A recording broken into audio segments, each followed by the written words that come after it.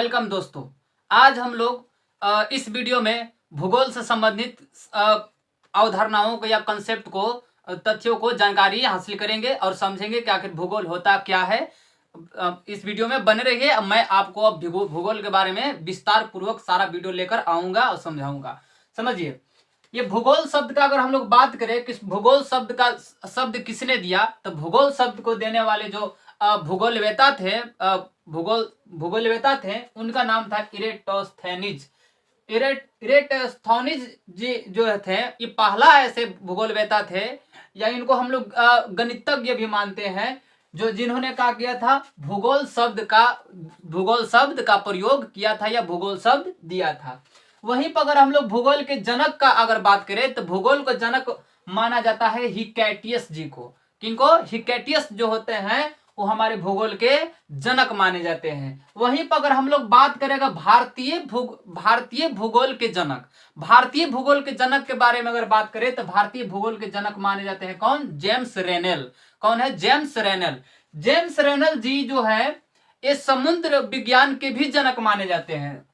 ये जो है समुद्र विज्ञान, इनको जो है जेम्स रेनल जी को जो है समुद्र विज्ञान के भी जनक माना जाता है। आगे अब हम लोग समझते हैं भूगोल शब्द का अर्थ क्या होता है। तो ये भूगोल शब्द का अगर हम लोग शाब्दिक अर्थ का अगर हम बात करें तो सबसे पहले हिंदी में इसको समझिए। तो भूगोल जो शब्द बना है वो भू प्लस गोल से मिलकर बना है, यानी कि भूगोल शब्द में दो शब्दों का सम्मिलित रूप है, जिसमें कि एक है हमारे पास भू और एक हमारा है गोल। इसमें भू का अर्थ जो होता है भूगोलवेताओं के अनुसार होता है पृथ्वी, और गोल का मतलब पृथ्वी का आकार कैसा है, गोल है। इसमें हम लोग कह सकते हैं कि भूगोल में हम लोग पृथ्वी के ऊपरी स्वरूप के बारे में अध्ययन करते हैं, या पृथ्वी के ऊपरी स्वरूप का ज्ञान लेना ही क्या कहलाता है? भूगोल कहलाता है। जैसे देखिए पृथ्वी के ऊपरी स्वरूप में क्या क्या देखने को मिलता है। तो पृथ्वी के ऊपरी स्वरूप, ऊपरी बनावट जो है किस किस रूप में दिखाई देता है। तो पृथ्वी के ऊपरी स्वरूप नदी के रूप में होता है, झरना के रूप में होता है, झील के रूप में होता है, समुद्र के रूप में होता है, द्वीप के रूप में है, पहाड़ है, देश है, वन है। इस तरह से पृथ्वी के ऊपरी स्वरूप का क्या है? बनावट है। और इन्हीं सबों के बारे में ज्ञान लेना, ज्ञान स्टडी करना, अध्ययन करना क्या कहलाता है? रियली में भूगोल कहलाता है।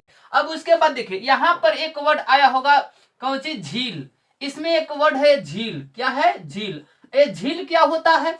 तो जब कहीं पर नदियों का पानी जब कहीं पर बड़े कोई क्षेत्र में बड़े पैमाने पर इकट्ठा हो जाता है, नदियों का पानी जब कोई क्षेत्र में बड़े पैमाने पर इकट्ठा हो जाता है, तो वो नदियों के पानी को हम लोग क्या बोलते हैं? झील बोलते हैं। अब यही झील जब क्या होती है? बहुत विशाल रूप ले लेती है, तो उसको हम लोग बोलते हैं कौन चीज? समुद्र बोलते हैं। यानी कि समुद्र जो जिसको हम लोग कहते हैं, सागर जिसको कहते हैं, समुद्र जिसको हम कहते हैं, वो और कुछ नहीं, झील का ही एक विशाल रूप होता है।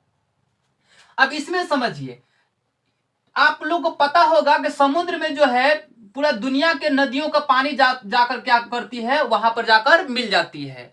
तो इसलिए हम कह सकते हैं कि समुद्र में जो है पूरा नदियों के पानी क्या होता है? इकट्ठा होता है, और फिर वही समुद्र का पानी फिर वाष्पीकरण के माध्यम से आकाश में जाती है और बादल बनती है, फिर बरसात होती है, फिर नदियों में जाके मिलती है, और नदियों के माध्यम से फिर अंततः उसका समाप्ति कहाँ जाता है? समुद्र में। तो समुद्र में हम कह सकते हैं कि नदियों का पानी होता है, इसलिए हम लोग समुद्र को झील भी कह सकते हैं। बहुत बड़ा विशाल झील, समुद्र एक प्रकार का बहुत बड़ा विशाल झील होता है। अब यहां पर समझिए भूगोल को अब हम लोग इंग्लिश शब्दों के हिसाब से अगर हम अर्थ देखें तो इसके इंग्लिश शब्दों के हिसाब से अर्थ क्या है? तो इसके इंग्लिश शब्दों में जो जियोग्राफी शब्द जो है वो दो शब्दों के मिल से बना है, ग्रीक भाषा के दो शब्दों के मिल से बना है, जिसमें कि एक वर्ड होता है इसमें जियो और एक होता है ग्राफोस।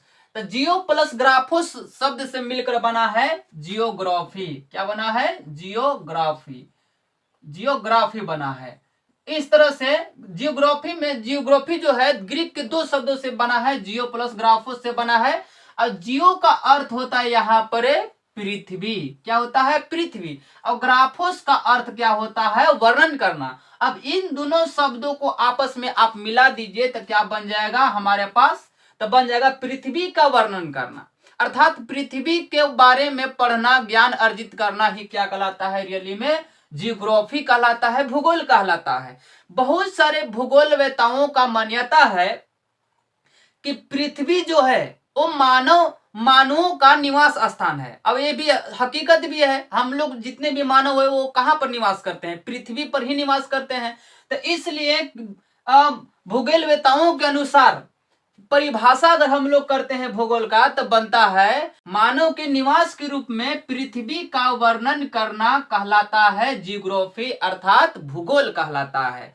तो आशा करता हूं कि आपको ये जियोग्राफी अर्थात भूगोल शब्द का शाब्दिक अर्थ समझ में आ गया होगा। अब समझिए, इसमें मैं बार बार बता रहा हूं कि भूगोल में हम लोग पृथ्वी का वर्णन करते हैं, लेकिन इसके साथ साथ अगर हम लोग अगर ध्यान से जाएंगे, इसमें अगर हम पढ़ेंगे तो पाएंगे कि पृथ्वी में भूगोल में हम लोग पृथ्वी के साथ साथ अंतरिक्ष यानी कि सौर मंडल वगैरह का भी अध्ययन करते हैं। अब ये सौर मंडल क्या होता है, तो सौर मंडल, ब्रह्मांड, आकाशगंगा, ये सारी चीजों के बारे में मैं अगला वीडियो में बनाऊंगा।